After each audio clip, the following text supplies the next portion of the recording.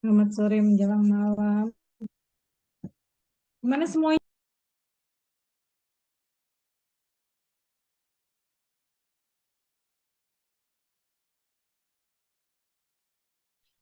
Yang kelas Sabtu sudah masuk semua. Deborah,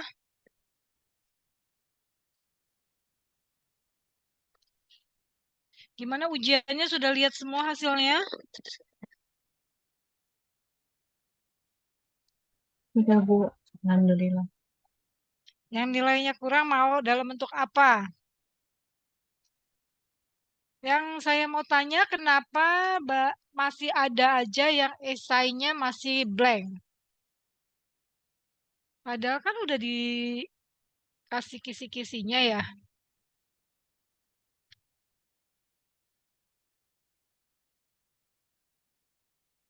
Walaupun rata-rata semua sebagian apa namanya lebih dari 50% di atas rata-rata ya. Namun ada juga yang nilainya sampai jeblok banget. Itu saya nggak tahu tuh mesti bagaimana tuh.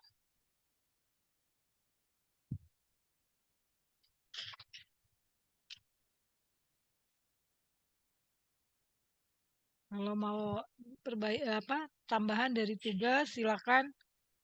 Kalau memang butuh ya, minta ke saya. Walaupun ada UAS ya, namun kalau yang nilainya terlalu jelek ya, itu susah kayaknya ya untuk mendapatkan nilai yang kan persentasenya 35, UTS 35, UAS. Ya, silakan di assessment sendiri aja ya kebutuhannya sejauh mana. Jadi untuk kemarin tugas mengetonisitas itu ada yang masih bingung nggak? Sudah mengerjakan semua kah? Tidak, Bu. Kerjainnya nyontek atau memang udah ngerti? Pas punya temennya. Nanti kalau ujian keluar soal hitungan seperti itu udah bisa.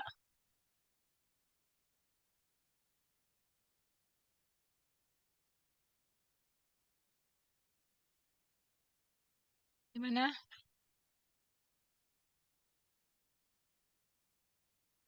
Ya, kalau nggak ada yang komen berarti dianggap sudah bisa. Kalau ujian keluar soal hitungan tonisitas, siap ya.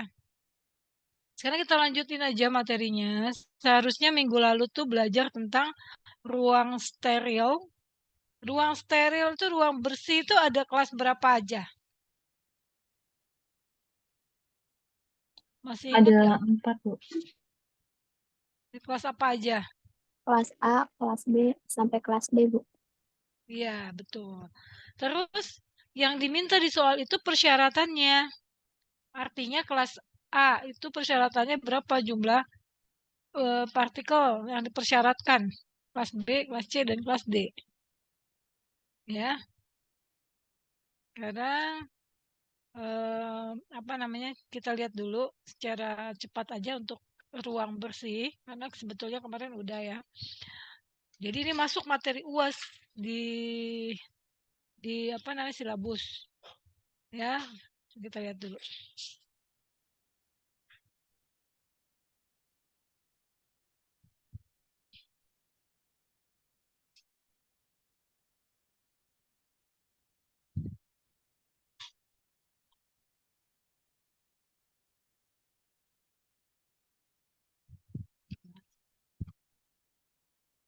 Jadi ruang bersih, ruang steril itu sesuai CPOB yaitu di ruang namanya ruang bersih kelas A, B, C, dan D. Ya. Jadi kenapa? Karena harus meminimalkan kontaminasi baik mikroba maupun partikel, ya, juga pirogen. Jadi kita harus di dalam CPOB itu pengaturannya memang dikhususkan dibandingkan bentuk sediaan lain karena memang lebih kritikal ya, seperti yang sudah dipelajari sebelumnya. Untuk sediaan steril ya, sediaan yang memang risikonya besar memang dan harganya juga lebih mahal ya, paracetamol infus dibanding paracetamol tablet ya, karena fasilitasnya memang yang perlu lebih ketat. Kemudian di sini juga kita lihat personilnya yang memiliki keterampilan, kemudian memiliki pelatihan, itu semua terikot semuanya keterampilan. Misalnya yang mau ditugaskan di bagian pengujian partikulat, nah itu sudah punya pelatihan dia. Ya, di sini ruangannya apa aja? Lihat di sini ya. Nah, ya kan ada 4 kelas, ya kelas A, B, C, dan D. Nih, ruang A, B. Kita lihat ruang A dulu. Ruang A itu ruang yang beresiko tinggi, yaitu tempat dilakukan aktivitasnya apa? Pengisian. Pengisian untuk yang aseptis di sini, aseptis. Ya.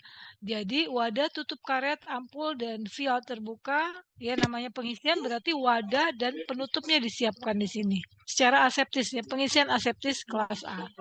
Umumnya kondisi ini dicapai dengan memasang unit laminar airflow. Jadi apa? Kelas A itu di bawah laminar airflow. Jadi laminar airflow itu suatu tempat yang memang aliran udaranya searah laminar. Untuk apa? Untuk mencegah terjadinya kontaminasi ke dalam produk. Jadi sistem udara laminar mengalirkan udara kecepatannya merata. Sekian, 0,36 sampai 0,54 meter per detik pada posisi kerja dalam ruang bersih terbuka. Jadi di bawah LAF ini pengisian sediaan yang sterilisasi secara aseptik itu kelas A. Kalau kelas B itu adalah dia latar belakang dari kelas A. Ya, jadi untuk pembuatan dan pengisian secara aseptis yang merupakan latar belakang dari kelas A. Misal, laminar airflow misalnya berupa suatu lemari gitu ya, itu diletakkannya sih di kelas B. Tapi pas kita melakukan pengisiannya itu di bawah laminar airflow. Laminar airflow atau LAF-nya adalah kelas A, ruangannya itu adalah kelas B. Kalau kelas C dan D area bersih untuk melakukan tahap proses pembuatan yang mengandung resiko lebih rendah. Jadi kalau misalnya pembuatan sediaan obat suntik ya, yang secara apa ya? Kalau secara sterilisasi akhir ya bisa kelas C dan kelas D juga bisa. Kenapa? Karena dia masih ada tahap sterilisasi lagi. Ya, kalau yang aseptis itu kemungkinannya kelasnya lebih tinggi kelas C gitu. Ya. Nah ini persyaratannya kemarin sebenarnya diminta sampai dengan persyaratan. Tapi banyak juga yang cuma mengisi A, B, C, D gitu. Ya padahal soalnya jelas ya dan persyaratannya. Ya, jadi di sini dari A sampai D di sini ada persyaratan untuk non operasional dan operasional. Non operasional itu artinya ruangan yang tidak ada aktivitas non operasional. Jadi sebelum ruangan itu dipakai untuk kegiatan ya, itu ada persyaratan non operasionalnya. Berapa? Maksimum partikel yang diperbolehkan. Ya, ini juga ukurannya tertentu. Ada yang 0,5, ada yang 5. Ya, kemudian pada saat operasional itu juga ada pencatatannya. Berapa kadar maksimal jumlah partikel maksimal yang diperbolehkan per meter kubik. Ya, kelas A, kelas B, C dan D. Seperti itu ya. Jadi memang ruang bersih dan sarana udara bersih diklasifikasikan sesuai dengan ISO. Jadi terstandarisasi ini. Ya. Itu. Jadi kelas-kelas yang ada di ruangan untuk produksi steril itu adalah kalau ditanya ruang bersih. Masalah kelas berapanya tergantung pertama aktivitas yang dilakukan, yang kedua adalah proses sterilisasinya apa, sterilisasi akhir atau aseptis. Kalau aseptis membutuhkan kriteria yang lebih ketat. Ya. Nih, contoh kegiatan yang dapat dilakukan di berbagai kelas. Kelas A, kita lihat ini ada pengelompokan berdasarkan sterilisasinya, sterilisasi akhir atau sterilisasi secara aseptis. Kalau aseptis tentunya pembuatan dan pengisian secara aseptis kelas A, ya. Kalau ini pengisian produk di sterilisasi akhir. Kemudian pembuatan langsung yang akan disaring, penanganan komponen setelah pencucian. Jadi maksudnya ampul atau kemasan-kemasan yang akan digunakan untuk packaging kemasan ya. Begitu ya. Jadi ini ada contoh kegiatan yang ada di kelas masing-masing kelas untuk proses sterilisasi air dan aseptis. Seperti itu. Nah, kemudian itu untuk sterilisasi ruang steril aja ya. Sebetulnya kemarin sudah diminta teman-teman untuk mengerjakan. Saya tugasin untuk mencari ruang bersih. Nah, kemudian saya infoin juga itu akan dijadikan soal esai. Ya, kisi-kisi lah ya. Kalau sudah diinfokan seperti itu harusnya dipelajari sampai matang harusnya. Ya.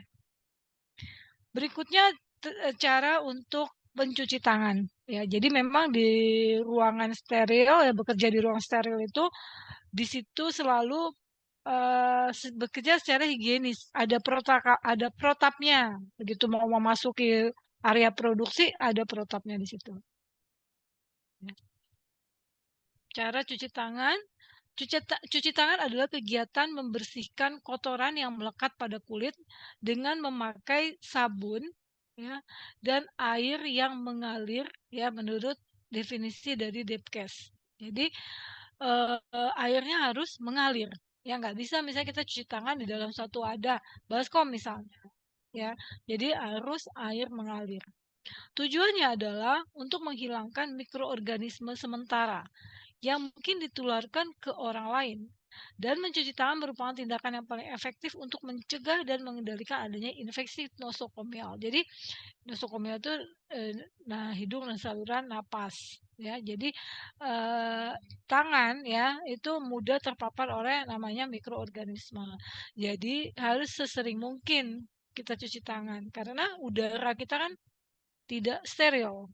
Ya, udara kita banyak sekali mikroorganisme ya yang tidak terlihat, yang pasti tidak terlihat ya.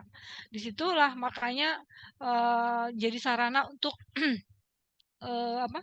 menularkan ke orang lain kan ya. Makanya dengan mencuci tangan itu kita memutuskan penularan, sebenarnya memutus penularan. Kalau misalnya si A membawa kuman ya, namun dengan tindakan dia yang sebelum masuk ke suatu ke area yang bersih, dia cuci tangan terlebih dahulu, itu sudah menghilangkan walaupun memang sementara ya begitu.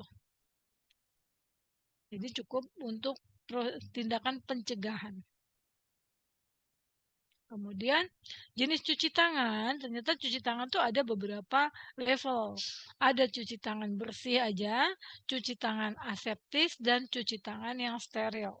Ya, biasa kita membudayakan cuci tangan itu pada saat kemarin ya kejadian pandemi COVID di mana mudah kumannya itu mudah menularkan. Jadi kita harus sering-sering mencuci tangan. Ya. Ya bahkan kita bisa selalu bawa hand sanitizer ya. Semua yang kita bawa keluar begitu masuk ke rumah kita cuci pakai hand sanitizer, pakai antiseptis ya. Pakai desinfektan. Seperti itu ya. Itu dalam rangka apa? Dalam rangka untuk mencegah adanya kontaminan yang ke dalam tubuh kita ya. Jadi cuci tangan ya, masalah cuci tangan tadi pembagian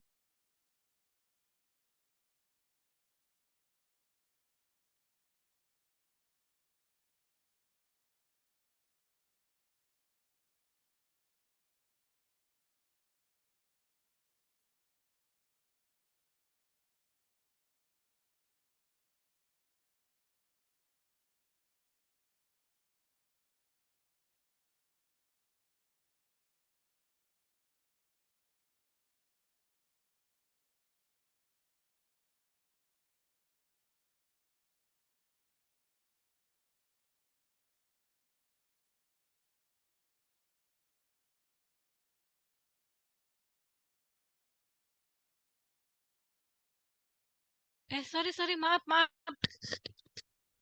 Aduh saya kepencet ya.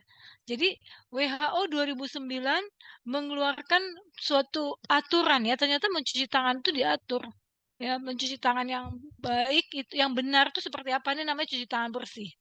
Cuci tangan bersih itu ya untuk kalangan medis maupun non medis atau masyarakat umum.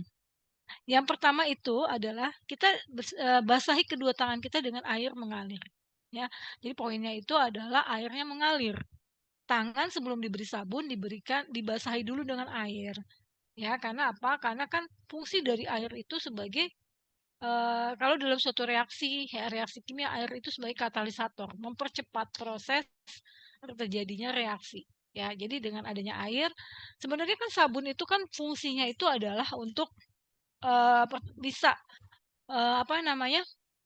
Membunuh mikroba, membunuh mikroorganisme ya sabun ya. Dia fungsi disinfektannya tadi membunuh mikroba ya. Kemudian juga sabun membersihkan dari kalau ada lemak ya yang menempel pada permukaan ya. Jadi sabun yang dipakai bisa sabun cair atau sabun batan pada seluruh permukaan tangan kita. Jadi pakai sabun kita ambil misalnya kalau yang sabun cair kita ambil kemudian kita ratakan ke seluruh permukaan tangan. Berikutnya kita gosokkan tapak tangan yang tadi sudah dikasih sabun baru sampai dia timbul busa pada seluruh permukaan tangan, telapak tangan kita sampai ke punggung tangan. Ya, jadi jari-jarinya juga kita bersihkan juga ya, kita sela-sela juga jari-jarinya supaya semua bagian yang ada di tangan kita terbasahi oleh sabun ya. Baru setelah itu gosok telapak tangan kanan dan kiri dengan cara menyilang-nyilang dengan jari saling bertautan ya. Ini ada gambarnya nggak ya?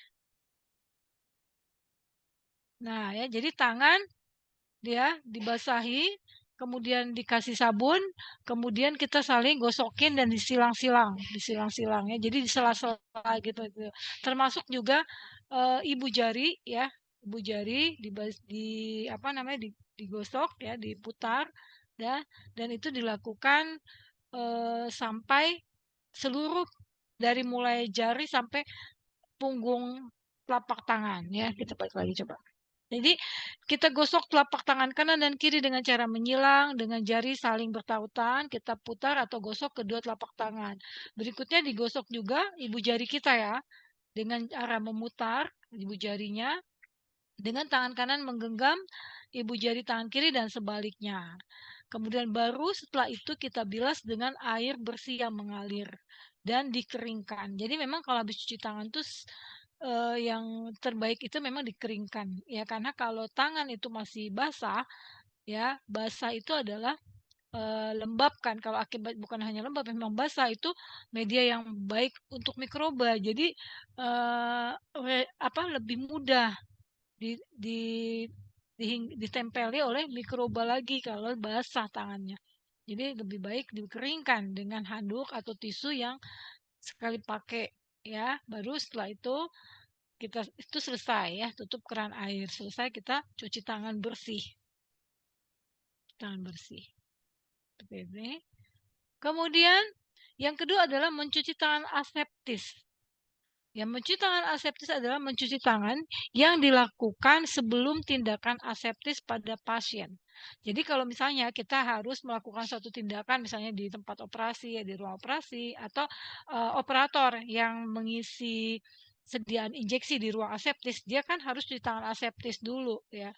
Pada operator atau kita mau pegang pasien ya dengan menggunakan larutan antiseptis.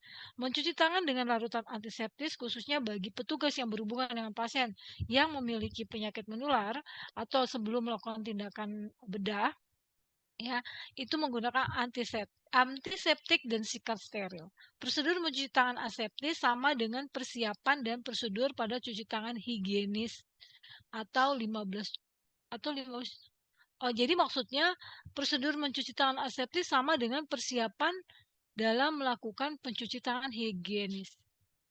Maksudnya apa ya 15 cuci tangan bersih ya? Hanya saja bahan deterjen atau sabunnya diganti dengan antiseptis dan setelah mencuci tangan tidak boleh menyentuh bahan yang tidak steril. Jadi perbedaannya kalau yang cuci tangan bersih tadi ya, dia itu menggunakan, air ya, menggunakan air yang mengalir ya. Kalau ini menggunakan sabunnya diganti dengan antiseptis. Ya, jadi bukan sabun, jadi nggak pakai air. Dan setelah mencuci tangan tidak boleh menyentuh bahan yang tidak steril. Jadi makanya digunakan antiseptis dengan base-nya biasanya alkohol ya. Jadi nggak perlu lagi dikeringin. Ya, karena kan habis itu nggak boleh dilap gitu pakai tisu atau pakai nggak boleh karena dia sudah pakai antiseptis sudah cukup ya, nggak boleh lagi menyentuh bahan atau barang yang tidak steril ya. Karena dia sudah dalam posisi steril kan, kalau menyentuh lagi barang yang tidak steril jadi nggak steril tangannya. Jadi itu adalah cuci tangan aseptis karena dia segera akan berhubungan dengan pasien atau berhubungan dengan produk yang steril gitu ya. Yang tadi adalah aseptis ya, yang kedua aseptis. Kemudian kalau ini adalah cuci tangan steril. Teknik mencuci tangan steril adalah mencuci tangan secara steril, secara suci hama, khususnya jika akan melakukan tindakan pembedahan. Peralatan yang dibutuhkan untuk mencuci tangan steril adalah menyediakan box cuci tangan, ya, kemudian pedal kaki atau pengontrol lutut, ya biasanya untuk apa namanya mengatur kan ya, mengontrol apa namanya. Jadi pengeluaran itu ya apa kita kan mencuci tangan, coba kita lihat lagi mencuci tangan. Sabunnya ada menggunakan sabun antimikroba tidak iritatif spektrum luas, kemudian sikat scrub bedah dengan pembersih kulit, masker kertas. Ya, jadi mencuci tangan steril berbeda dengan mencuci tangan bersih dan aseptif dalam hal frekuensi cuci tangannya, kemudian peralatan untuk melakukan cuci tangannya. Jadi di sini kalau cuci tangan yang steril ya, kalau mencuci tangan bersih menggunakan sabun air mengalir kalau yang bersih. Kalau yang aseptis menggunakan antiseptik. Kalau yang cuci tangan steril di sini ini peralatannya dia lebih lebih kompleks ya, lebih banyak ya kalau cuci tangan steril ini. Jadi ada sikatnya juga ya. Kemudian masker, masker kertas, kemudian topi, penutup kepala, handuk. Jadi memang ini peralatannya seperti peralatan kita seluruhnya ya, dari mulai kepala ya, dari mulai kepala, rambut sampai dengan ujung kaki. Jadi keseluruhannya. Ya, kemudian mencuci tangan yang steril ya, mencuci tangan steril dilakukan sebanyak 2 kali. 2 kali cuci tangan baru kemudian dikeringkan oleh handuk yang sekali pakai. Jadi di sini frekuensinya ya, pencuci tangan steril itu dilakukannya sebanyak 2 kali. Jadi prosedur cuci tangan steril itu lebih kompleks ya dibanding yang cuci tangan bersih dan cuci tangan aseptis gitu ya. Dia secara keseluruhan cuci tangan steril. Kemudian tadi ada 3 jenis cuci tangan. Ya, jadi ini yang tadi mengenai ruangan untuk produksi ya kelas A, B, C, D. Yang kedua adalah tentang cuci tangan. Ya ada menurut WHO ada 3 cara cuci tangan. Tuh kalian harus tahu garis besarnya. Cuci tangan apa aja? Cuci tangan bersih yang biasa kita lakukan ya kalau bersih. Kita mau melakukan berbagai aktivitas cuci tangan bersih namanya. Kemudian kalau yang kedua aseptis dan yang steril itu biasa untuk melakukan tindakan misalnya di ruang operasi ya seperti itu atau di fasilitas produksi steril yang memang butuh secara keseluruhannya betul-betul steril. Kemudian ada yang namanya biosafety cabinet. Biosafety cabinet itu semacam tempat untuk bekerja ya, tempat bekerja yang aman, melindungi usernya, melindungi kita ya, praktikannya gitu ya, orangnya, operatornya ya terhadap bahan kimia yang sedang ditangani biasanya yang berhubungan dengan mikroorganisme. Jadi biosafety cabinet atau BSC merupakan suatu instrumen di lab yang dilengkapi dengan ventilasi udara. Ya diatur sedemikian rupa ya, ventilasi udara. Instrumen ini meliputi area tertutup dengan udara yang diatur ya. Tujuannya apa? Untuk melindungi pekerjanya. ya dari kontaminan bahan dan sampel ya. Biasa misalnya untuk sampel-sampel yang produk biologi ya, misalnya ada produk darah, di mana kan produk darah dari pasien misalnya ya, kita nggak tahu namanya pasien kan eh, orang sakit ya, jadi banyak sekali kemungkinan-kemungkinan yang bisa terjadi. Nah, untuk itu kan harus dilindungi pekerjanya. Jadi dia membuka misalnya sampelnya, memeriksa sampel darahnya itu yang bahaya tuh analis ya, analis kesehatan yang meriksanya itu adalah sampel darah, sampel urin, misalnya kayak gitu ya. Itu dilakukannya di biosafety cabinet yang melindungi pekerjanya dari kontaminan bahan atau sampel yang sedang dia periksa. Nah, udara yang masuk ya akan diserap oleh alat. Jadi udara itu tidak mengalir ke pekerjanya, tetapi dia oleh si cabin tersebut dia serap dan dibuang keluar, tapi sudah difilter. Jadi udara yang keluar itu sudah disaring dengan HEPA filter, ini suatu penyaring khusus ya yang mengeliminasi zat dan patogen berbahaya ya. Jadi misalnya dahak misalnya ya, sputum, kemudian urin atau misalnya feses ya yang mengandung kuman ya, itu semuanya sudah udara yang beredar di dalam kabin tersebut sudah diserap dan dibersihkan oleh HEPA filter, sudah disaring sebelum dibuang keluar. Ya juga aman jadinya di ke lingkungan juga sudah tidak mengandung zat-zat yang patogen lagi ya, zat-zat yang berbahaya lagi. Jadi itulah fungsi dari biosafety cabinet tadi ya.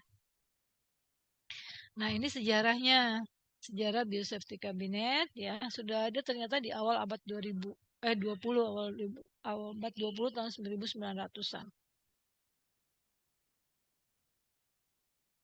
Nah, jadi tadi apa fungsi dari BSC? Melindungi praktikan ya, praktikan di sini pekerjaannya maksudnya, sampelnya juga dan lingkungan sekitarnya. Prinsipnya adalah hembusan udara steril yang digerakkan oleh blower, kemudian disaring oleh HEPA filter. Safety cabin. Ya, ini alatnya, di safety cabin. Kemudian, nah kita lihat di sini ya. Jadi pembagian BSC itu ada beberapa kelas. Ada BSC yang di kelas 1. Yang merupakan kelas paling dasar yang hanya melindungi pengguna, namun tidak untuk sampelnya. Jadi BSC kelas 1 hanya penggunanya yang dilindungi. Ya. Kemudian kelas 2 tidak hanya melindungi penggunanya, ya pekerjanya, juga melindungi sampel dan lingkungan. Dia berarti lebih safe lagi nih kelas 2 ya. Jadi sampelnya kemudian lingkungan sekitarnya juga dilindungi kalau pakai BSC kelas 2. Area ini memiliki kipas hisap yang menarik udara yang masuk untuk disaring oleh HEPA filter. Lalu udara baru diteruskan di dalam sirkulasi. Walaupun udara dikeluarkan, pengguna tidak terhembus oleh udara. Ya, dia itu adalah yang kelas 2. Jadi dia punya penyedot sendiri, kemudian dia punya HEPA filter sehingga udara yang dibuang keluar sudah disaring, kuman atau zat-zat patogennya udah tersaring. Itu yang kelas 2. Kalau yang berikut adalah kelas 2 dibagi-bagi lagi ya, ada 2A1. Nah, jadi ini nanti kalian baca aja pembagian ruangan untuk pembagian BSC Biosafety Cabin. Kemudian ini tadi 2A, kemudian ini 2A, 2A1, 2A2. Ini kayaknya semua tergantung apa kecepatan udaranya ya, kecepatan udara yang masuk ke dalam biosafety tadi. Tapi yang pasti dia sudah disaring, udara yang keluar disaring karena kelas 2 ini melindungi lingkungan juga. Lebih aman. Kemudian ada lagi kelas 2 yang B, B1, B2. Tuh ya. Nah, berikutnya yang kelas 3, yang kelas 3 ini untuk penelitian. Nah, jadi semakin naik kelasnya tuh semakin lebih apa ya, lebih aman, lebih safe ya. Jadi kelas 3 untuk peneliti-peneliti yang menggunakan sampel atau bahan yang patogen dan berbahaya. Ya mungkin kayak orang yang sedang meneliti antivirus ya, vaksin ya. vaksin, lagi mencari. Jadi waktu awal-awal mau keluarnya vaksin COVID misalnya, ya itu kan termasuk yang sampel berbahaya, ya kan? Kan vaksin itu kan pakai virus yang dilemahkan, berarti kan memang itu patogen. Nah, ini bisa pakai basic kelas 3. Basic kelas 3 ini tujuannya adalah melindungi user, pengguna atau pekerjanya, juga lingkungan dengan maksimal. Ya, dia lebih berarti ini tingkatannya dibanding kelas 2. Chamber dari BSC ini tertutup rapat dan kontak langsung dengan bagian luar chamber, dan berarti tidak ada kontak maksudnya dengan bagian luar chamber. Sampel atau bahannya dimasukkan melalui pass box. Nah, ini nih bagian A ini ada pass box. Nih ya, jadi lewat sini masuknya. Ya betul-betul ini nggak berhubungan, tertutup ya. Namanya juga membawa bahan yang berbahaya, mikroba ya. Jadi nggak boleh ada kontak dengan pekerjanya. Jadi melalui passbox, dan pengguna bekerja melalui sarung tangan yang sudah terdapat di BSC. Jadi pakai sarung tangan. Udara yang masuk ke dalam sudah tersaring oleh HEPA filter. Begitu juga dengan udara yang keluar. Melewati 2 HEPA filter sebelum dibuang keluar ya. Jadi betul-betul maksimal si kelas 3 ini ya, karena mengandung bahan berbahaya, bahan ininya yang sampel yang diperiksanya tuh ya. Dan seperti itu nanti caranya bisa dilihat sendiri ini. Kemudian itu tentang BSC. Saya mau lihatin yang ini nih.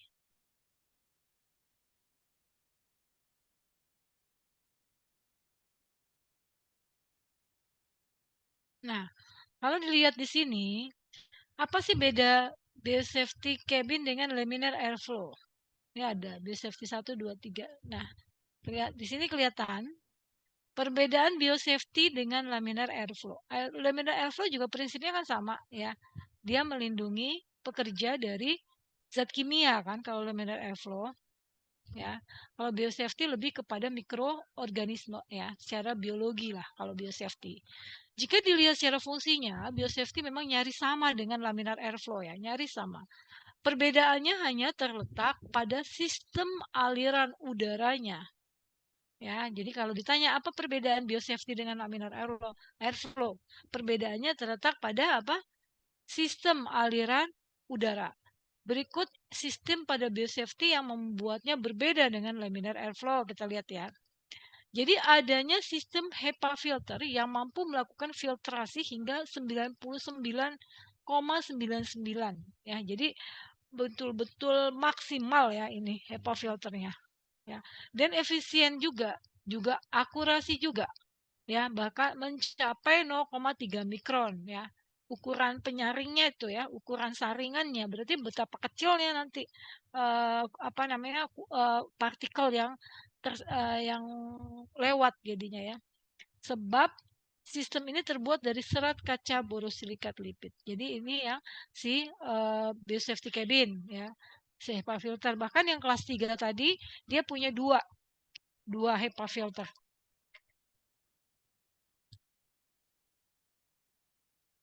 Berikutnya adanya layar LED. Nah, kita bentar ya, azan dulu ya.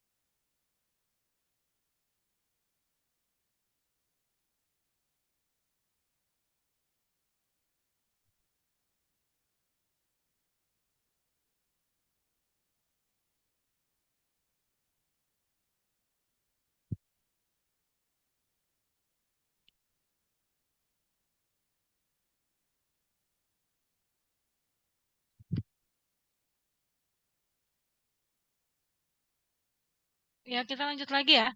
Jadi nanti kalau ditanya, biosafety dengan laminar airflow itu berbeda atau enggak? Ya, secara prinsip sebenarnya sama, melindungi pekerjanya terhadap kontaminasi. Ya, kalau kita di lab kimia itu ada tuh LAF, laminar airflow. Di mikro juga ada kan, pastinya untuk melindungi kita terhadap bahaya dari bahan yang sedang kita tangani ya. Cuma perbedaannya di sini pada sistem aliran udaranya. Jadi kalau ditanya perbedaannya pada sistem aliran udaranya. Di mana pada sistem biosafety ya yang membuat dia berbeda dengan laminar airflow yaitu pada HEPA filternya. Jadi biosafety ada HEPA filter yang mampu melakukan filtrasi ya. Jadi dia punya penyaring. HEPA filter kan suatu penyaring ya. Penyaringannya sangat akurat sekali ya sampai 99,99%. Jadi apabila ada 100 partikel yang melewati itu ya hanya 0,1% aja yang lewat. Ya, selebihnya kesaring sama dia. Bahkan ukurannya sampai 0,3 mikron. Ya, kecil ya.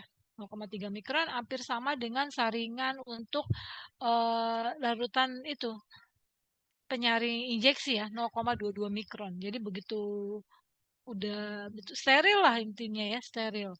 Sebab sistem ini terbuat dari serat kaca borosilikat. Kemudian dia ada LED, layar LED yang akan mengontrol keselamatan semua komponen di dalam area. Jadi LED itu kayak panel ya, ada panel yang bisa display kelihatan, bisa mengontrol keselamatan semua komponen di dalam area. Uniknya lagi pada panel kontrol LED terdapat bar strip yang akan memberi peringatan kepada personel jika HEPA filter sudah harus diganti. Jadi maksudnya kalau biosafety itu punya display yang ada indikator kalau misalnya HEPA filternya kapan harus diganti seperti itu. Jadi memang akurat ya dia secara digital udah langsung memberi apa namanya warning ya ini HEPA filternya harus segera diganti karena mungkin saringannya udah penuh dengan ininya apa kayak kita saringannya udah nggak bisa lagi ya dipakai udah harus diganti dengan yang baru ya. Kemudian adanya sistem pengendalian mikroprosesor sehingga tekanan aliran udara yang digunakan di dalam ruangan selalu akurat dan tersebar merata. Jadi terkontrol betul-betul ya. Jadi namanya juga untuk keselamatan ya. Jadi nanti saya minta yang nilainya kurang ya. Jadi yang nilainya kurang dari rata-rata ya. Jadi rata-rata kelas itu nilainya tuh sekitar 65 68. Jadi yang merasa nilainya di bawah itu tolong ya PPT ini diringkas dan ada satu PPT lagi kemudian dikumpulkan di Google Drive yang sama seperti biasa ya.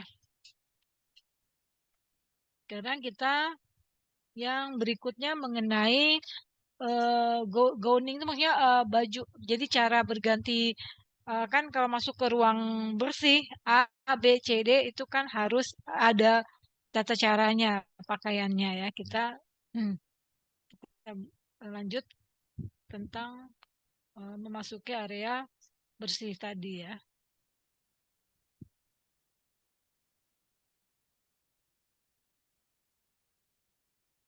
Ya.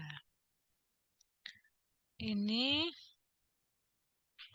ya, jadi ini baju ya, baju kerja di gray area dan white area. Gray area itu daerah yang non steril kalau gray area. Gray area sorry, gray area itu daerah penyangga ya, sebelum masuk ke daerah yang bersih. Ya, jadi kalau untuk masuk ke daerah bersih itu daerah steril, itu ada daerah penyangga dulu. Itu namanya gray area. Ya, kita lihat di sini pakaian kerja di ruangan produksi. Jadi di dalam CPOB semua personil yang masuk ke area produksi, area pembuatan obat ya, hendaknya memakai pakaian pelindung. Jadi baik steril maupun non steril itu ada pakaiannya ya. Daerah apa namanya yang untuk produk non steril ya kayak sirup, kemudian sediaan tablet itu tetap ada gowningnya, tetap ada aturan pakaiannya ada pakaian pelindung yang sesuai dengan kegiatan yang akan dilaksanakan. Ya, jadi hal ini berlaku untuk semua yang memasuki area produksi. Ya, mau dia cuma pengunjung atau tamu ya yang cuma sebentar doang ya tetap pakai. Jadi apalagi memang karyawan ya. Karyawan bisa karyawan produksi maupun karyawan dari bagian lain. Misalnya orang teknik, orang IPC ya, atau orang QC yang mau ke ruang produksi wajib mengikuti aturan pakaian ini ya. Tujuannya adalah mencegah kontaminasi. Ya, mencegah kontaminasi dari orang ke produk dan sebaliknya dari produk ke orang. Jadi pengaturannya di ruang produksi itu suhu diatur, kelembapan diatur, bahkan tekanan udara juga diatur ya. Itu aturan CPOB ya. Jadi CPOB atau cara produksi obat yang baik ya itu mengatur tentang salah satunya kan tentang ruang produksi kan ada 10 sampai 12 aspek kan CPOB. Ya, CPOB yang sekarang tuh tahun 2018 ya, sedang direvisi CPOB-nya ya. Kemudian ya, pakaian kerja harus dijaga kebersihannya. Jadi biasanya kalau tamu ya suka pakai yang single use sekali pakai ya. Kalau pegawai eh, ini apa namanya pakaiannya dicuci biasa ada laundrynya ya dicuci setiap kali habis pakai ya dicuci atau disterilkan. Pakaian kotor dan lap pembersih hendaknya disimpan dalam wadah tertutup hingga dilakukan pencucian. Jadi memang ada keranjang buat baju kotor ya. Jadi namanya wadah tertutup yang pastinya nanti akan dimasukkan ke laundry gitu ya. Nah, di sini pakaian kerja untuk kelas D. Ini diatur nih ya masalah rambut.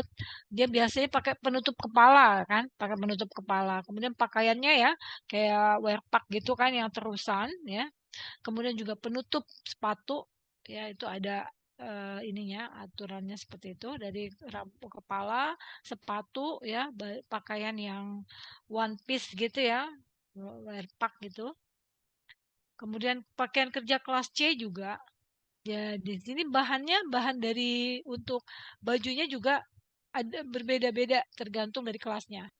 Ya, jadi dia tidak boleh melepaskan serat atau partikel. Nah, di sini rambut dari operatornya, ya pokoknya yang namanya rambut ya, yang tumbuh di janggut, ya di kumis itu hendaknya juga ditutup. Pakaian modelnya overall, coverall keseluruhannya, lengan baju ujungnya diikat jadi ada karetnya jadi dia tuh betul-betul tertutup ya jadi nggak terbuka ujung tangannya itu tertutup. Pakaian kerja kelas C memiliki leher yang tinggi menggunakan sepatu yang sesuai jadi sudah ada standarnya, standar sepatunya, standar pakaiannya ya tergantung kelas-kelasnya ya. Kemudian pakaian kerja kelas A dan B tidak melepaskan serat. Kemudian namanya rambut juga harus tertutup, dia tutup kepala. Ini dimasukin nih berarti ke dalam leher baju. Selipkan ke dalam leher baju, pakaiannya overall dan lengan ujung bajunya juga sama ada karetnya. Jadi tidak terbuka ya. Karena kalau terbuka kan potensi untuk terjadinya kontaminasi. Kemudian pakaian kerja kelas A dan B ya ujung lengan baju dimasukkan juga ke dalam sarung tangan. Gunakan sarung tangan dari plastik atau karet steril. Karena ruang kelas A dan B kan dia ruang kelas yang untuk pengisian aseptis. Sepatu sesuai perlengkapan harus steril. Nah, steril pastinya disinfeksi. Jadi itu tadi ya. Nah, ini petunjuk operasional. Sebenarnya petunjuk operasional tuh paling yang terakhir sekali itu tahun 2012. Ya, sebenarnya petunjuk operasional itu apa namanya? Bagaimana cara penerapannya? Karena kan CPOB itu teorinya. Kalau ini adalah penjelasannya maksudnya, petunjuk operasional penjelasannya. Ruang A, B dan C bahan pakaian 100% sintetis ya, tidak melepaskan serat dan partikel ya, untuk sekali pakai dan rancangannya overall. Jadi karena kalau prinsipnya kalau di fasilitas produksi apapun ya yang mau masuk ke ruang produksi meminimalkan adanya partikel, meminimalkan ya karena setiap ada benda itu adalah berpotensi membawa partikel Makanya ruangan yang dalam posisi operasional itu berbeda dengan non operasional. Kalau yang operasional pastinya lebih banyak. Kalau yang non operasional kan belum ada kegiatan, belum ada orang, dia lebih kecil. Partikelnya pasti lebih sedikit.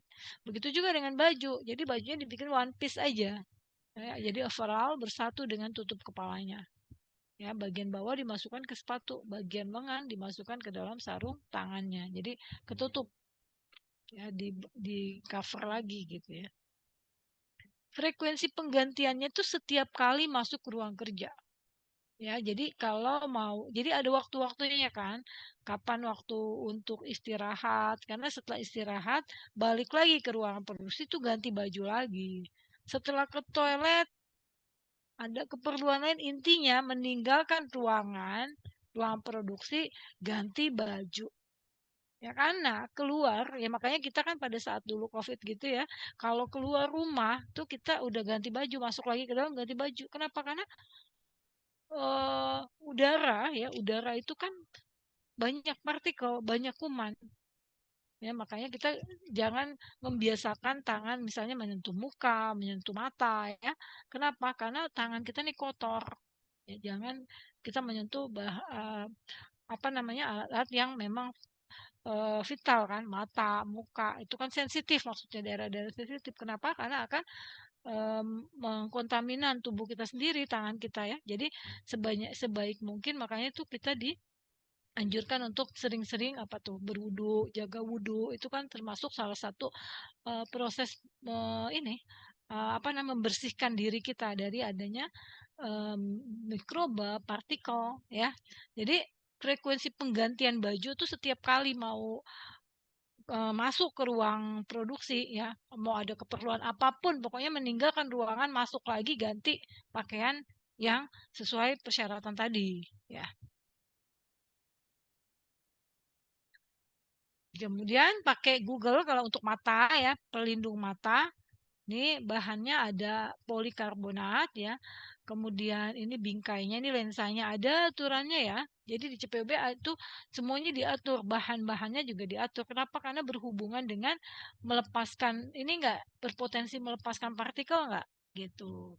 Jadi bahan lensanya polikarbonat, bingkai si Google-nya itu dari bahan vinil. Kemudian tahan goresan, tidak mengembun itu syaratnya lagi.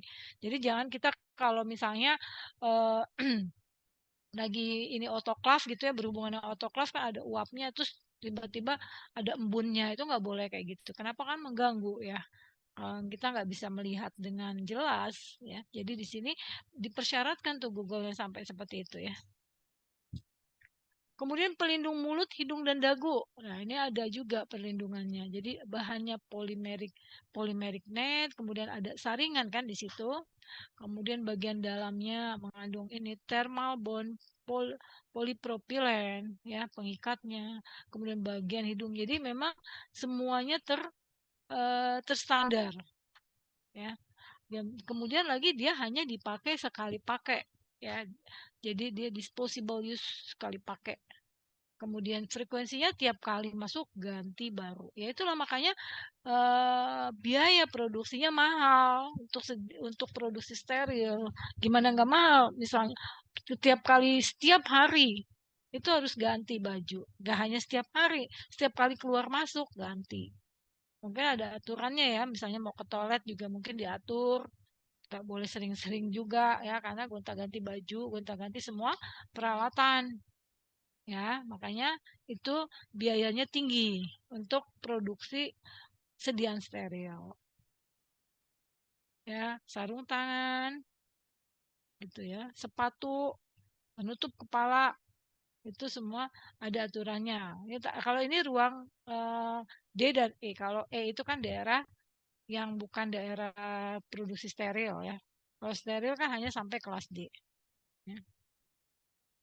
Ini ada pelindung matanya, pelindung telinga, hidung, mulut, dagu, ya, kemudian sarung tangan. Nah, ini. Kemudian ruangan F dan G ya ini termasuk ruangan udah bukan ruangan steril lagi. Jadi lebih persyaratannya tidak seketat di ruangan bersih ya. Ya gini. Seperti itu. Ya. Jadi cara pemakaian pakaian kerja, personilnya masuk ke loker ruang produksi. Ya, jadi setiap orang ya, setiap karyawan tuh punya loker, lemari ya untuk menyimpan semua barang-barangnya. Karena masuk ke ruang produksi itu udah nggak boleh misalnya kita bawa yang tidak berhubungan dengan pekerjaan nggak boleh ya. Masukin loker, semua masukin loker, kemudian ganti sepatu yang dari luar ganti dengan sepatu yang khusus untuk di area produksi. Sepatu atau alas kaki dari luar dilepas. Cuci tangan, keringkan, ya. Lepas baju rumah atau bisa juga dirangkap. Kenakan pakaian kerja kelas D atau E mulai dari baju yang coverall, tutup kepalanya, sepatu, masker, sarung tangan, ya semuanya tertutup jadinya ya dari kepala sampai kaki, ujung kaki ya. Dan kalau yang alas dari rumah diganti, tapi kalau baju bisa dirangkap gitu ya. Nah, cara pakai kerja di kelas C dan B. Personil yang dari kelas E mau masuk ke kelas bersih itu dia melalui yang namanya gray area. Gray area di sini dia harus lepas sepatu, ya kan? Kemudian masuk ke ruang washing, di sini apa? Dia bersih-bersih dulu tangannya, kemudian didesinfektan sesuai prosedur. Ya, bahkan ada yang sampai disemprot itu disemprot sekujur tubuhnya, ya disemprot dengan disinfektan. Baru masuk ke ruang bersih atau white on. Kemudian menggunakan pakaian kerja, urutannya mulai dari masker, ya tutup kepala, jadi bagian atas baju coverall.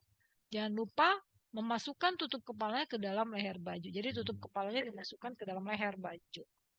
Ya, itu adalah ruang bersih.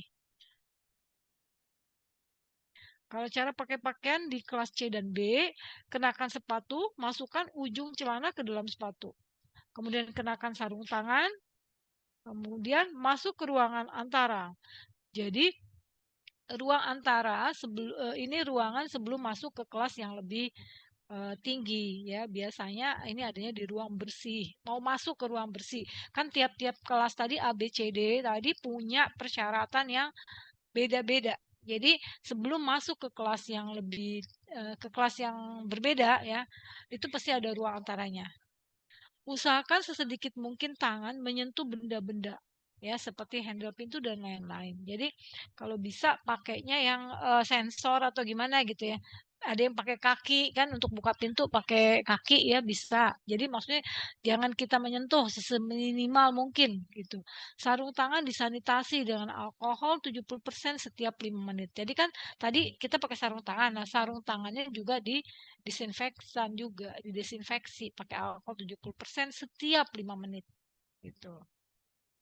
Makanya untuk produksi steril itu ada yang namanya dia melakukan simulasi ya atau yang disebut dengan media fill. Simulasi proses steril itu tanpa menggunakan bahan obat. Jadi misalnya untuk memproduksi satu batch ya obat suntik misalnya ranitidin injeksi itu butuh waktu berapa lama ya. Dan selama proses itu berlangsung itu disimulasikan. Ya nanti berapa apa namanya kumannya, kemudian nanti hasilnya sterilitasnya seperti apa ya. Jadi menggunakan biasanya placebo ya. Itu disimulasikan. Jadi proses produksi sediaan sterilnya efektif enggak?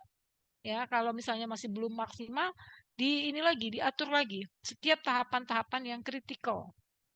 Tiap tahapan-tahapan kritikal itu yang misalnya ya pergantian shift itu termasuk yang masuk ke dalam disimulasikan juga ya misalnya produksi untuk shift 1 ke shift 2 itu kan ada pergantian shift kan pergantian shift 1 shift 2 atau bahkan sampai shift 3 itu kan dalam rangka ini apa namanya produksi ya di ruang produksi ini antara shift 1 shift 2 itu mereka harus memperhitungkan juga itu kan berhubungan dengan orangnya beda lagi ya kan berarti kan orang beda itu teknik kerjanya kan beda juga ya walaupun memang udah distandarkan misalnya orang yang kerja di ruang B dia kan ruang B itu kan ruang untuk apa namanya latar belakang ruang A ya untuk pengisian sediaan steril aseptis pasti orangnya sudah terlatih ya, semuanya udah punya tuh apa namanya trainingnya. Tapi kan orang yang berbeda itu memiliki perlakuan yang berbeda juga ya. Jadi itu perlu adanya simulasi tadi. Simulasi yang biasanya yang dijadikan contoh itu adalah yang paling kritikal. Ya, yang paling kritikal itu maksudnya worst case-nya, yang paling terburuk. Misalnya orang yang kerjanya lama, itu worst case. Ya, kalau dalam membuat sedian steril itu harus ada standarnya. Harus berapa lama? Kalau sedian non steril kan nggak masalah ya, bikin tablet. Misalnya waktunya lebih lama gitu ya dibanding pembuatan yang biasanya bisa bisa jadi berbeda-beda tuh untuk base A, base B ya. Tapi kalau untuk steril itu pengaruhnya besar. Kalau untuk lamanya proses juga pengaruh besar. Kenapa? Karena semua berhubungan dengan kontaminan partikel gitu ya. Jadi memang validasi ya harus dilakukan untuk sediaan steril ini yang proses produksinya bagaimana ya, harus divalidasi kemudian disimulasikan proses produksinya tadi. Jadi memang di sini untuk operatornya dia diusahakan seminimal mungkin melakukan hal-hal yang nggak perlu ya, seminimal mungkin. Kemudian dia harus sering-sering mensanitasi sarung tangannya tiap 5 menit. Nah ini contohnya ya, dari tutup kepala kemudian dia pakai Google, kemudian pakai masker ya, ini baju coverall ya, kemudian dimasukin ke sarung tangannya nih, bajunya ke dalam sarung tangan tuh ya, begitu juga celananya ke dalam sepatu iniannya nih sampai tinggi nih. Jadi betul-betul tidak ada apa namanya peluang untuk dari obatnya mengkontaminasi pekerjanya atau pekerjanya kontaminasi ke obatnya. Ya, jadi tidak ada namanya kontaminasi silang. Seperti itu ya, teman-teman semuanya. Ya. Yang perlu diperhatikan adalah pertama ruangan produksi steril A sampai D. Persyaratannya seperti apa? Ya. Kemudian yang kedua, untuk masuk ke masing-masing area A, B, C, D ya, itu seperti apa? Tolong kalian bikin tuh rangkumannya ya. Terutama yang tadi yang nilainya di bawah rata-rata. Rata-rata kelas sekitar 65 68. Ya, jadi di bawah 68 lah ya. 68 ke bawah maksudnya. Ya, dibuat ringkasan. Mau masuk ke ruangan kelas A, B bagaimana? Ruangan C, D bagaimana? Ya, apa aja ininya, pakaiannya, pakaian kelas A, B, C, D. Tadi udah ada sampai F, G kalau nggak salah. Ya. Silakan kalau ada yang ditanyain. Saya absen ya.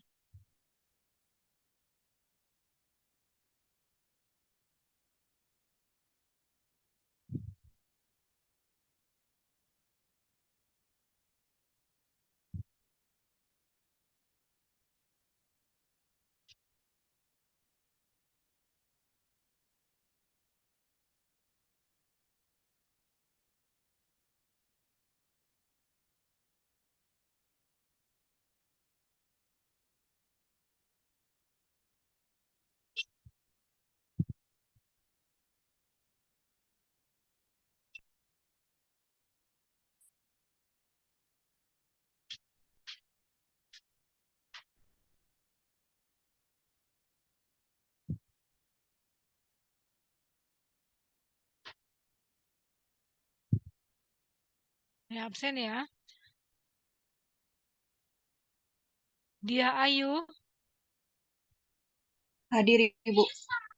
ya Sarah Fauzia. Hadir, Bu.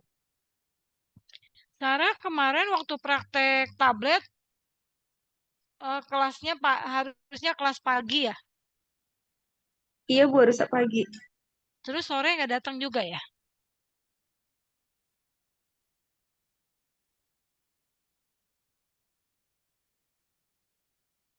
Kalau kelas pagi nggak hadir, info juga ya ke saya ya. Karena kemarin timnya kalau nggak salah cuma berdua tuh. Ya, ternyata apa namanya teman-teman kelompoknya masuknya ke sore katanya. Ya, karena lumayan juga ya kemarin waktu cetak tablet banyak gitu kerjaannya. Ya. Kemudian Anita Rahman. Bisa hadir, Bu. Anita Rahman hadir ya? Anita. Oke. Sylvia Yuni. Hadir, Bu. Mala. Hadir, Bu. Romli. Hadir, Bu. Yulita. Hadir, Bu. Hadir. Anissa Rahma. Anissa hadir, Bu. Oke. Gita. Hadir. Yusnia. Yusnia hadir, Bu. Oke. Travelina. Hadir, Bu. Lulu.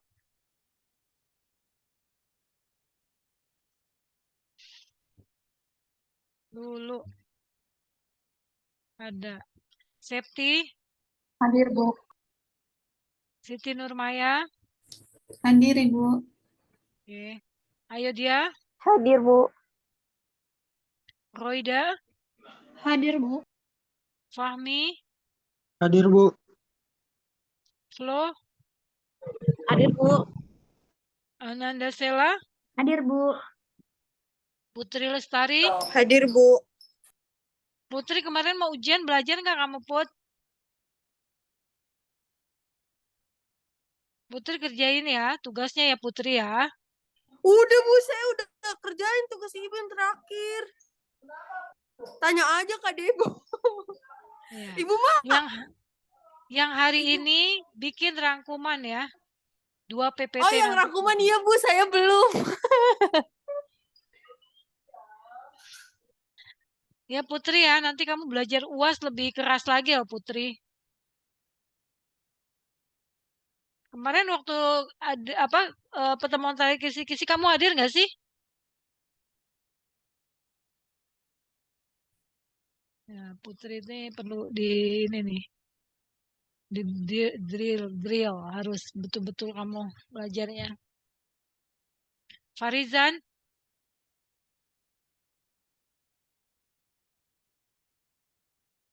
Farizan kok nggak hadir ya? Farizan nggak hadir ya?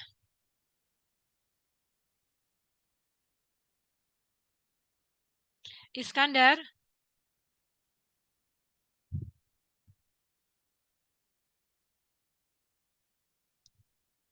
Iskandar nggak ada juga. Nia tadi ada ya. Azahra. Hadir, Bu. Oke. Arta. Hadir, Bu. Azahira tadi ada ya. Hadir, Bu. Salsabila. Hadir, Ibu. Salsa, kamu mau berangkat umroh belum berangkat Salsa? Besok pagi, Bu. Oke, doain saya ya, doain kita semua. Amin, Biar Bu. kita bisa dipanggil-panggil ya, Salsa. Iya, Bu. Doain Bu Nina, Sal. Salsa doain. Titip jangan doa lupa. biar bisa segera pergi ke tanah suci. Amin. Semoga Doain, yang Sal. ada di Doain Zoom Bu ini Nina. ikut juga. Biar nanti Amin. saya aminin, Bu. Amin ya Allah. Kepengen Semoga banget. bisa ikut semua. Amin ya Allah. Amin. Kamu di mana tuh, Sarah? Sarah Fauzia. Sarah lagi holiday, Bu. Enggak. Aduh, asik banget. Lagi. Bisa holiday ya. Saya juga mau. Ya lanjut. Ananda Maharani. Nah nih. Hadir, Bu. Nanda. Hadir. Nah ini Ananda nih bagus nih. Salah satu yang bagus juga nilainya nih. Ya. Jadi intinya kalau pada saat pertemuan terakhir mau ujian atau saat perkuliahan yang dibilang poin-poin penting itu harus ditandain, dicatat, dihafalin, ya. Nanti kesempatannya kan tinggal UAS lagi. Ya, kalian harus nilainya bagus. Ya, kan ini udah level S1 ya, bukan level bukan D3. Harus yang baik ya kan. Mutiara Andini, Hadir, Bu. Nia Mulyani, Hadir, Bu. Septia Wafa, Hadir Ibu. ya, Indah Octavia, Hadir Bu. Siti Fatima, Hadir Bu. Teguh. Hadir, Bu. Coba Teguh kamu buka kamera, kamu ngikutin nggak Teguh? Nanti sambil dagang lagi kamu Teguh. Halo? Halo Teguh? Kemarin kenapa Teguh nilainya kayak kurang baik Teguh? Teguh nanti japri saya ya. Teguh ini kelasnya Deborah atau kelasnya Sally ya? Campur Bu. Zara? Hah? Teguh kelas 2B Bu. Sore. Sore. Berarti kelasnya Deborah ya? Kelas Seli Bu. Oh Sally? Ya. Teguh nomor teleponnya nanti kasih tahu ya ke saya ya. Siti Azkia, Hadir, Bu. Abdul Hafiz. Hadir. Ya, Hafiz kamu belajar nggak ujian kemarin Hafiz? Hajar, Ibu. Belajar atau belajar kamu? Serius dong belajarnya. Ya, saya kan senang kalau nilainya bagus semua. Ilmi Aulia, Hadir Bu. Sally. Hadir Bu. Nah, Sally ajarin nih teman-temannya Sally. Ya, ini jawaban soal tonisitas jangan-jangan dari Sally lagi sumbernya ini. Iya nggak Sel? Enggak kok Bu. Nggak salah. Enggak Bu, Seli ngumpulin terakhir. Nah, yang pasti teman-teman itu harus paham ya. Jangan cuma kopas-kopas aja. Nanti kalau ada soal UAS ya, tonisitas tuh kemarin mau dikeluarin ya waktu UTS. Cuma saya yang tahan, jangan dikeluarin dulu. Kenapa? Karena hitung-hitungan tuh pemahamannya nggak sebentar ya. Kalau teori dibaca cepet, tapi kalau hitung-hitungan nggak bisa. Ya saya bilang ke tim jangan dulu Bu, biar masukin ke UAS aja. Ya, jadi nanti kalian asumsi saya udah paham. Ya, nanti 3 soal terakhir coba dikerjakan lagi ya. Itu kan sebetulnya ada 7 ya, 4 dengan 3 yang terakhir. Sebenarnya 3 yang terakhir sama ya, cuma itu untuk latihan aja, pengayaan supaya tambah lancar. Ya, nanti 3 soal terakhir kerjakan lagi ya, kumpulin lagi. Makin banyak latihan, semakin pinter. Sylvia Ibu, Mam. Nuraini, ya? Sylvia hadir, Ibu. Sylvia iya. Iskandar hadir. Iskandar, Informasi gimana, maaf. Iskandar kamu tadi dari tadi saya teriak-teriak. Iskandar. Ya. Farizan hadir nggak? Farizan. Nggak ada di partisipan sih, Farizan. Anita Hayatun Nufus ada ya? Oke, Deborah juga ada. Oke. Ada. Yang nggak ada, Farizan.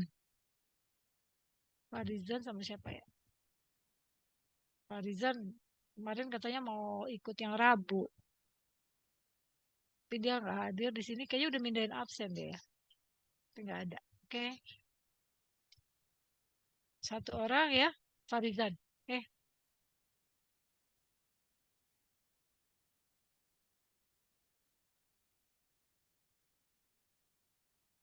Silakan kalau ada yang mau bertanya.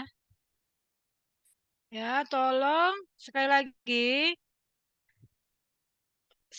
Tiga soal terakhir dikerjakan, dikumpulkan seminggu lagi, ya, hari Selasa. Kemudian rangkuman, ya, harus dibuat. Nanti saya lihat yang nilainya di bawah 68 itu wajib ngumpulin. Ya. Udah jelas? Ibu soal yang 3 itu nyari bobot NaCl-nya juga ya? Iya. Sama kalau nggak salah ada bobot ini juga ya, yang pengisotonis pengganti NaCl, misalnya kayak asam borat gitu kan. Oh iya, ada yang pH ya, Bu.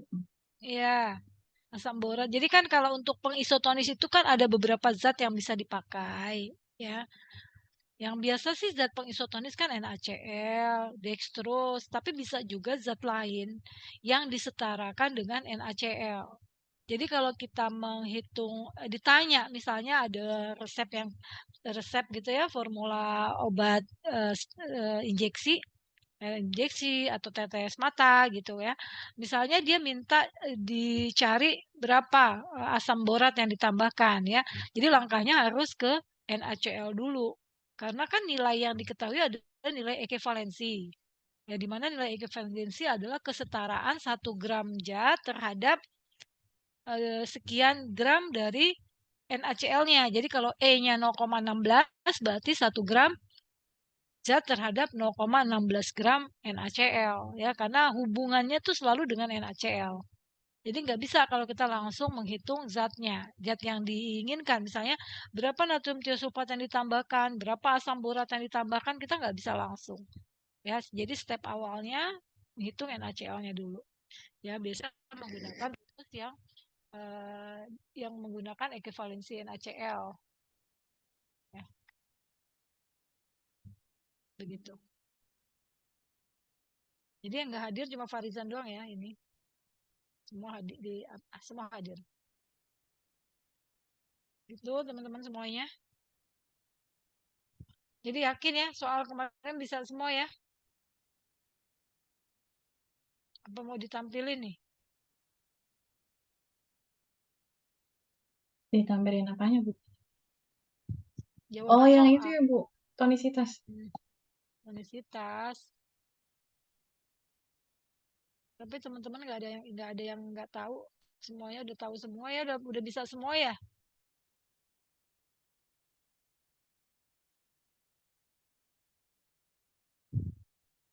Kita lihat coba nih ya.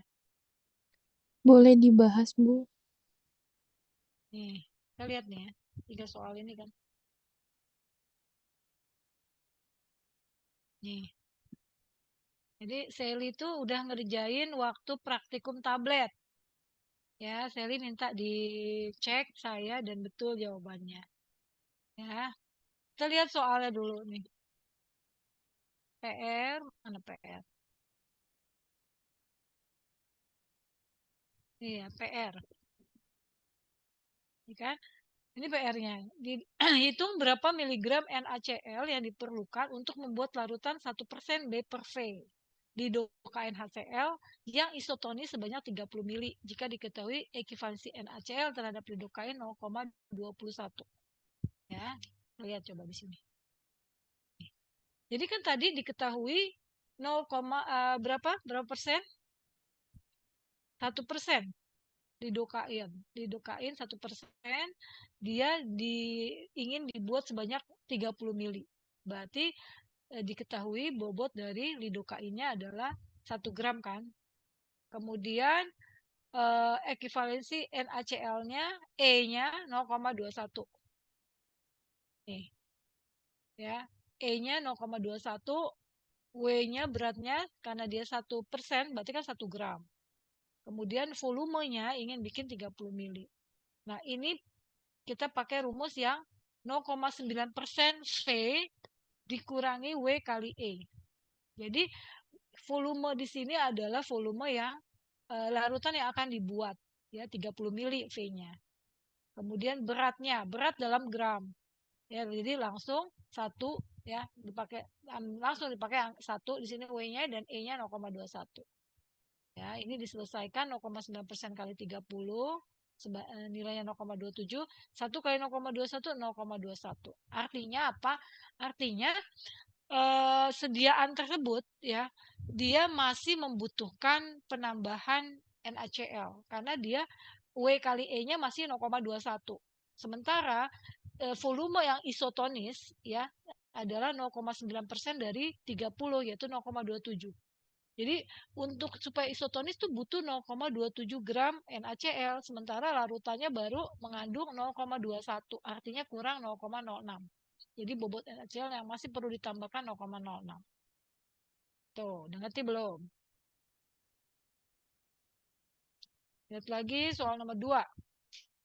Prokain sebanyak 1 gram, E-nya sekian 0,22, klorbutanol 0,5 gram, E-nya 0,24, NaCl ya secukupnya sampai dia isotonis dan dibikin volumenya adalah 100 mili. Ya, jadi ini sudah ada nilai W, ini E, ya udah ada 1 dan ada 2 zat aktif di sini. Ya, dengan NaCl sebagai pengisotonis. Ya, berarti tinggal di sini ditulis W1 berapa ya, W2 berapa, E1 berapa, E2 berapa. Ya, ini tadi kan zatnya ada 2 kan, W1, W2, E1, E2. Udah tinggal kita pakai rumusnya. Rumusnya sama yang tadi, cuma bedanya W ini dikali E ini berapa zat aktif terlarutnya. Kalau misalnya ada 2 ya berarti W1 kali E1, W2 kali E2 dan seterusnya. Kalau ada 3 atau ada 4 terus W2 kali W3 kali E3, W4 kali E4 dan seterusnya. Prinsipnya kalau isotonis itu adalah zat aktif yang larut ya. Ingin membuatnya sebanyak 100 mili, berarti 0,9% dari kali 100. Ya kan? Kemudian di sini W-nya masing-masing, W1 E1 masukin nilainya 1 kali 0,22, kemudian 0,5 kali 0,4 ya. Jadi ini dijumlahkan dulu ya, ini dijumlahkan dulu ya, jumlahnya adalah 0,34. Artinya apa? Artinya dia masih butuh penambahan NaCl sebanyak selisih 0,9 dikurang 0,34 yaitu 0,56. Oh. Jadi masih membutuhkan penambahan NaCl 0,56. Tuh ya. Sama sebenarnya. Cara ngerjainnya sama aja nomor 1 sama nomor 2. Cuma bedanya ini ada variasi zat aktifnya ada 2. Ya, kemudian ada variasi volumenya dibedakan. Kemudian yang soal ketiga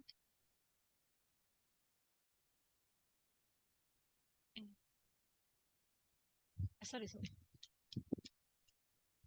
Nih, soalnya ya. Untuk membuat 200 ml larutan isotonis yang mengandung 0,2% B-perfeit zinc sulfat ya. Jadi di sini zinc sulfatnya 0,2 gram, E-nya 0,15, diperlukan penambahan asam borat yang E-nya 0,55 berapa? Nah, ini yang tadi saya bilang. Jadi dia ingin membuat larutan isotonis yang mengandung zinc sulfat, tapi ditanyanya itu penambahan asam borat ya. Ini nggak bisa langsung, tapi harus melalui NaCl dulu. Harus ngitung berapa NaCl yang ditambahkan, baru setelah tahu berapa NaCl, barulah dicari asam borat dengan data E tadi ini. Ya.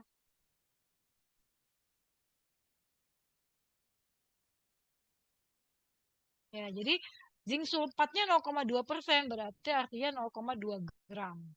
Volumenya 200 mili ya, di mana E dari zinc sulfat 0,15. Jadi pertama tuh kita harus mencari berat NaCl dulu yang perlu ditambahkan untuk membuat isotonis larutan ini. Ya, dengan rumus yang sama 0,9%, berarti 0,9 kali V-nya, V-nya 200. Ya dikurangi W kali E, kan cuma 1 ya, yaitu zinc sulfat doang, berarti masukin nilai W-nya 0,2, kemudian nilai E-nya 0,15 ya. Dapat 1,77 itu NaCl. Nah, yang ditanya bukan NaCl, jadi ini belum selesai. Ya, yang ditanya adalah asam borat. Asam borat kita perlu data E, ya. Nah, karena soal menanyakan jumlah asam borat, ya, di mana dia asam borat ini adalah pengganti NaCl. Jadi bukan berarti nambahin udah ada NaCl nambahin lagi asam borat, bukan ya. Tapi untuk membuat isotonisnya si NaCl diganti dengan asam borat. Jadi asam borat pengganti NaCl untuk isotonisitas larutan zinc sulfat.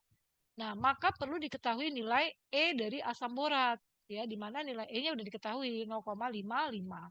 E 0,55 artinya apa? Artinya 1 gram asam borat setara dengan 0,55 gram NaCl. Ini tinggal matematik aja ya. Jadi kalau 0,55 gram NaCl butuh 1 gram asam borat, maka kalau 1,77 gram NaCl berapa asam borat? Tinggal kesetaraan kan, 1,77 dibagi 0,55 kali 1 gram segini. 3,2. Ya, jadi asam borat yang ditambahkan adalah 3218. Jadi tadi resep tadi ya, supaya isotonis ya, zinc sulfat supaya isotonis itu penambahan asam boratnya sebanyak 3,218 gram ya. Tapi di sini NaCl nggak ditambahkan ya. Ya, jadi ini pengganti NaCl. Gitu. Kemudian kita lihat coba soal keempat. Nah, ini nanti jadi PR nih ya. Ini kan cari nilai E dulu dari FI 6 ya, udah tahu kan nilainya. Nanti dihitung ya, kebutuhan NaCl-nya berapa. Sama sih rumusnya sama, ini cuma tinggal latihan aja sebetulnya ya. Resep soal keempat ini ya, Visostigmin. Visostigmin dengan jumlahnya W-nya 0,05, E-nya 0,13. Kemudian glukosa, W-nya 0,1, E-nya 0,17. Ditanya natrium tiosulfat, tapi dia menggunakan pendapar yang pH 5,9. Ya, kita lihat di sini.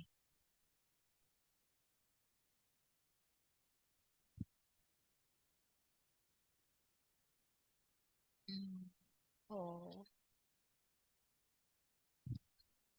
Dulu ya.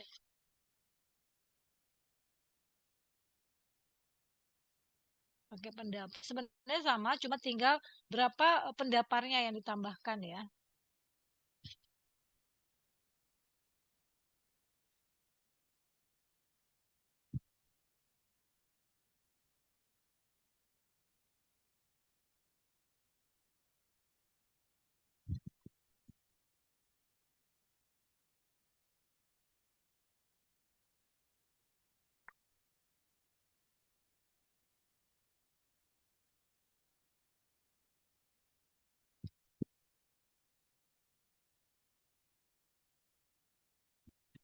Ya. Jadi untuk Visostigmin ya, di sini W-nya adalah 0,05 langsung dikalikan dengan E. Dapat 0,0065. Kemudian glukosa 0,1 dikali dengan E-nya dapat 0,1 kali 0,17 0,017. Berarti dari Visostigmin dan glukosa itu total dari NaCl-nya adalah 0,0065 ditambah 0,017 yaitu 0,0235 gram.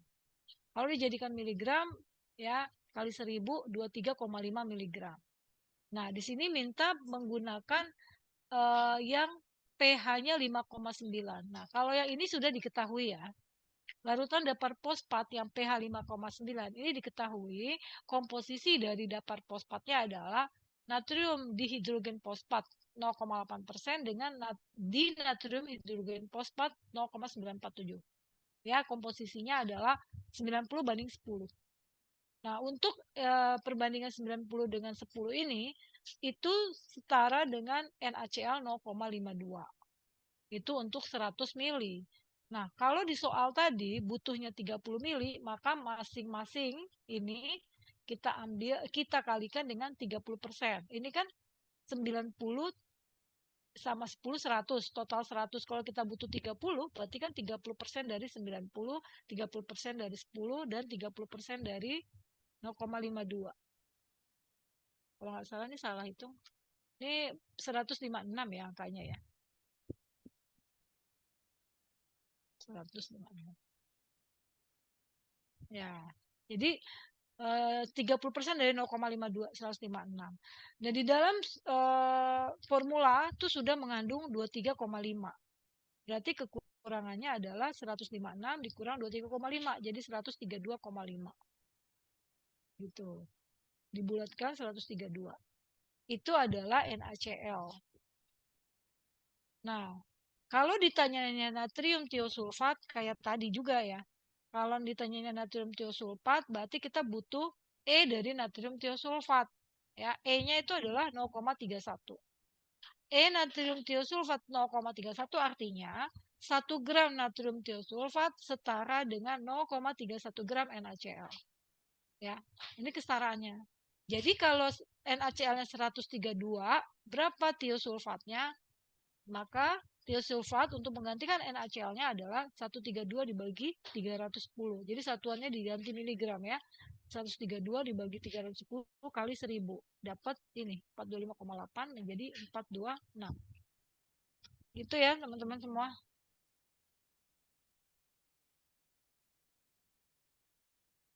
Jadi prinsipnya sama rumusnya. Rumus yang 0,9% kali V ya itu rumus kedua ya kalau nggak salah, rumus kedua.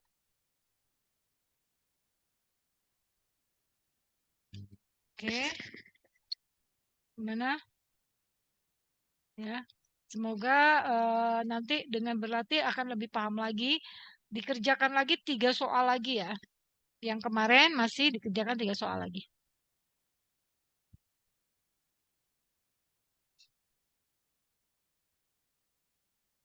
Ada yang mau mengomentari silakan.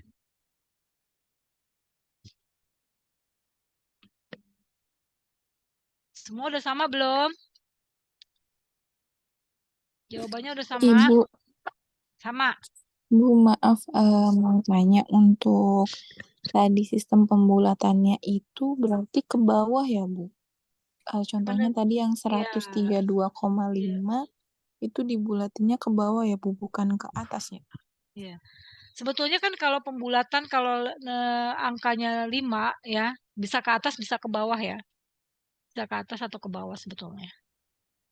Jadi kalau diambil ke atas juga berarti masih benar ya, Bu? Iya, bisa. Iya. Makasih, Bu. Tapi kalau mau rigid, yang rigid banget terus secara statistik itu ada aturannya sebetulnya. Jadi dia angka keduanya genap atau ganjil itu ada pengaruhnya. Tapi kita kan nggak sampai ke situ ya, kita nggak sampai maksudnya kita kan menyimpulkan data tuh bukan suatu kayak penelitian sosial yang memang pengaruh banget gitu, enggak ya. Jadi secara umum kalau setengah itu bisa ke atas atau ke bawah.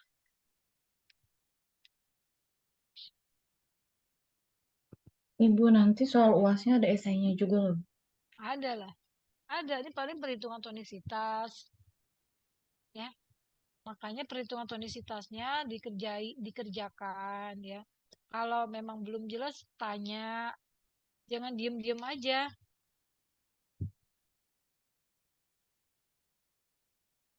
Ini Ibu udah ada mau kelas tanya, yang berikutnya. Kok ada Wisnu sih? Ya. kelas itu, Bu, kelas yang masuk setelah belum. ini. Kan belum ya sebenarnya ya. Iya. Ya, ya gimana? Ibu mau tanya dong, Bu. Ya, silakan. Kan untuk yang nanti penambahan nilai itu untuk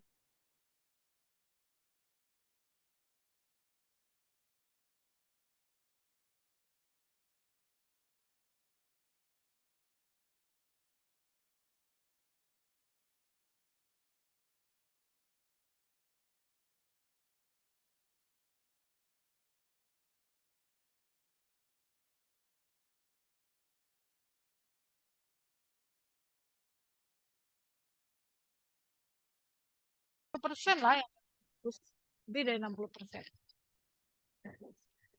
Ya. Ya, jadi tapi saya sayangkan kenapa? Karena saya mengharapkan nilainya pada bagus semua. Karena sudah dibahas. Kenapa masih ada yang jelek, bahkan ada yang anjlok nilainya. Ya.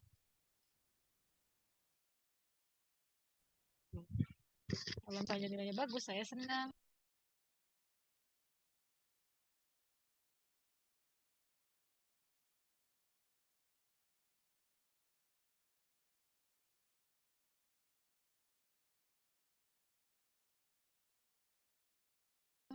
Belajar. Ya. Apapun aktivitas di luar itu, mau kerja kayak apa kayak ya. Seperti itu ya. Dan soalnya juga nggak susah, soalnya juga bukan nggak susah, artinya sudah terukur ya. Sudah terukur. Intinya tuh tinggal ngikutin aja. ikutin, perhatiin, nilai A udah di tangan. Ya, mungkin itu aja dari saya. Semoga berikutnya lebih baik lagi. Terima kasih atas perhatiannya. Assalamualaikum warahmatullahi wabarakatuh. Waalaikumsalam warahmatullahi wabarakatuh. Waalaikumsalam warahmatullahi wabarakatuh. Ya, izin live. Ibu.